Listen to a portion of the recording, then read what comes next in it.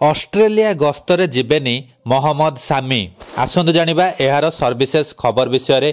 Australia विपक्ष में खेल जावा 5 मैच विशिष्ट टेस्ट सीरीज रे अभिज्ञ बोलर मोहम्मद सामी प्रत्यावर्तन को नहीं अपेक्षा करथिबा प्रशंसकों पई खराब खबर सामना को आसीछि।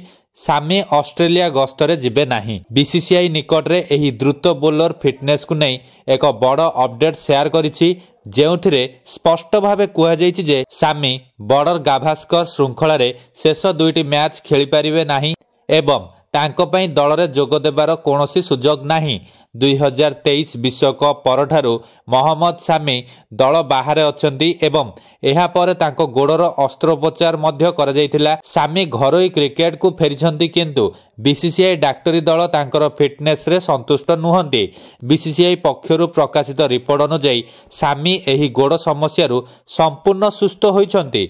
नवेम्बर रे मध्य प्रदेश विपक्ष रे रणजी ट्रॉफी मैच रे सामी 43 ओवर विशिष्ट बोलिंग करथिले। एहा पर से सैयद मुश्ताक अली ट्रॉफी तथा एसएमटी रे समस्त 9टी मैच खेलिथिले, जेउथिरे से अतिरिक्त बोलिंग अधिवेशन रे अंशग्रहण करी निजर बोलिंग दक्षता वृद्धि करथिले। तेबे तांकर बाम आंठुरे पुणी थरे सामान्य फुला देखिबाकू मिलिछि।